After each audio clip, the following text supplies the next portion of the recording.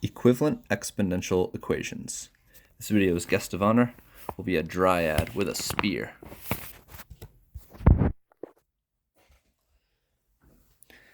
All right, so in this problem post, we're going to look at some exponential equations and see if we can find some other exponential equations that happen to be the exact same thing. So the growth of a certain organism can be modeled by C of t, where C of t is the total number of cells after t hours, which function is approximately equivalent to C of t. A good word here is approximately. So there might not be a mathematical direct way in which we can just reorganize one of these and get it to be equivalent to this one, because it says approximately equivalent. So the numbers might not be exactly the same. So what we're going to do is just take a look at our calculator, use C of t in y1, and use each of these one at a time into y2. Compare their tables and see which ones give numbers that are pretty much the same. One thing that I will point out, though, is that I noticed that this is a growth function because this number is bigger than 1. Looking at our answer choices, something that's equivalent should also be a growth function. A and B are not growth functions. These are decay functions because these numbers are in between 0 and 1. So when I start looking for the correct answer here, I'm going to start with C. All right, so on the calculator, I'm going to put in the given function, the C of t function. So that is 10 times 1.029 to the 24t. And for t, I'm using x. All right, and then answer choice C is a different value. It's 10 times 1.986. And that's just to the t, so no coefficient on the exponent. All right, so here are my two functions. I'm going to head over to the table, and I'm going to take a look, and wow, these are actually really close. All right, 39.44, 39.442. So it's an approximate equivalent, not exactly equivalent. And as I keep going up, it's all the same number pretty much. So this one looks really, really good. I like it a lot. Let's see if we can do better with answer choice D. I doubt it because that one was pretty good. 240 times 1.986 to the, I need a fraction here. So I'm going to do alpha F1 enter. That was green button, y equals enter. And I'm going to do x over 24. Head over to the table. And yeah, right away, these numbers are way different. It's off by 25. The other ones were the exact same number, just the decimals were a little bit different. So answer choice C is definitely going to be our result. I'm just going to show answer choice B just to demonstrate my point of decay.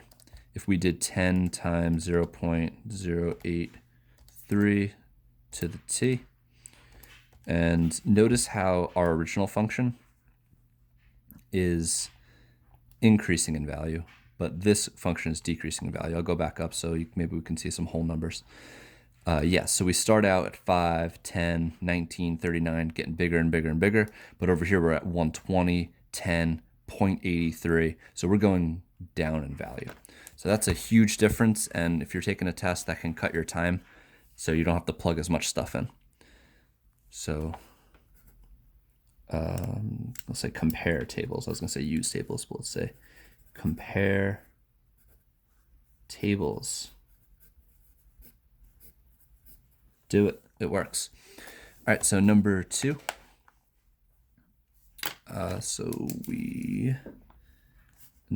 I didn't draw my lines. There we go. All right, so we got this table, and it's going to show the temperature of a cup of hot chocolate that is allowed to chill over several minutes m, which expression best fits the data. So instead of comparing an equation to an equation, this time we're comparing a table to an equation, which is cool because we only have to type in one thing instead of two things now. So I'm going to use the same logic and the same technique for this problem as I did for the last problem. First of all, I'm going to take a look at the temperature, and I'm going to notice that it's going down, which makes sense because if I leave a cup of hot chocolate on the counter, and just leave it alone, don't drink it or anything, it's just going to start cooling off. So I want a decay function, and we know decay functions have our b value that is less than 1, in between 0 and 1. So here's my b values, the number in the parentheses, and I notice the 0.85 is less than 1, but these ones are greater than 1.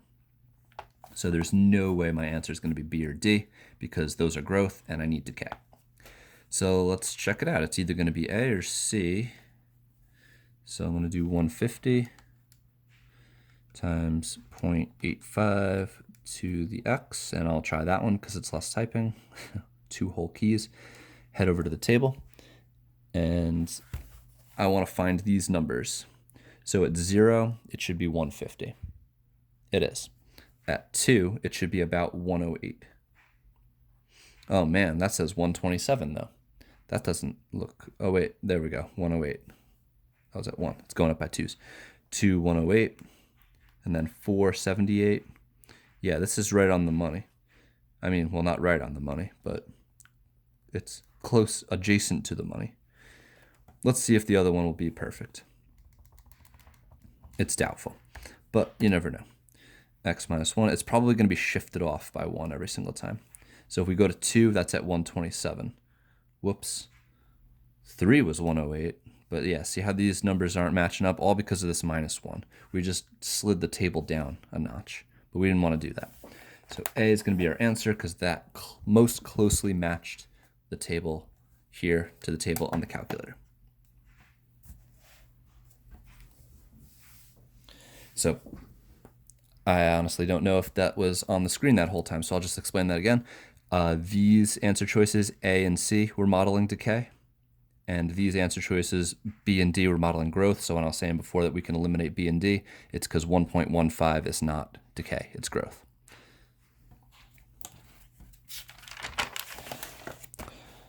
All right, it's a huge paragraph. Brandon and Cynthia are studying the reproduction rates of fruit flies.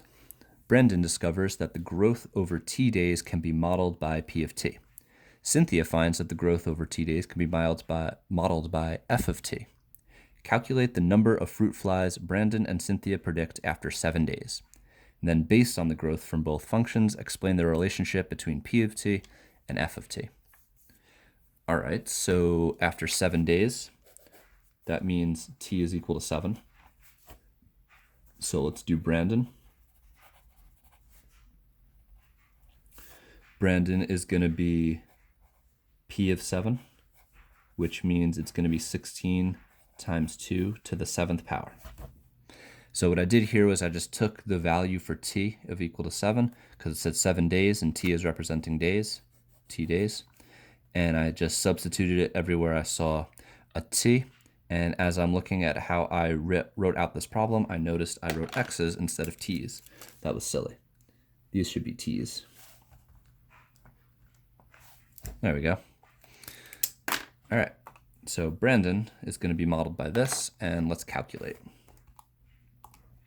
So we have 16 times 2 to the 7th power, and it's 2048.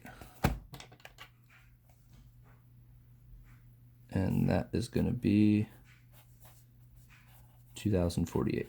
Cool. All right, Cynthia. She has F of T. But we want F of 7 now. So F of 7 is going to equal, her function is 2 to the T plus 4. All right, cool. So we have 2 to the 7 plus 4. Also 2048. All right, so it doesn't look like either of them are wrong.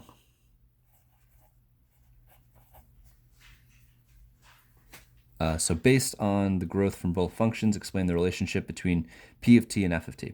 Well, for this, they were equal. But let's just confirm, using our table, that both of these functions will produce the same outputs always, and it's not just a one-time thing. So the first function was 16 times 2 to the x, and the other function was 2 to the x plus 4. And if we go over to our table, we can see that for every input, both functions produce the same output. And that's very important when we're talking about equivalence. It can't just be a one-time thing. It has to be a forever thing, always. No matter what input you plug in, you get the same output for both functions. So when I write the answer, when I write the explanation for why P and T and F of T are equivalent, I'm going to explain that it works for all inputs, not just the input that they asked us to calculate. Okay, we can say P of T and F of T are equivalent since their tables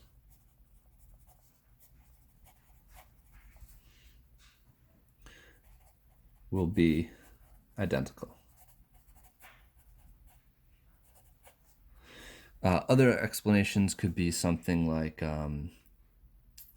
all inputs will produce equivalent outputs for each function, or produce the same output for each function.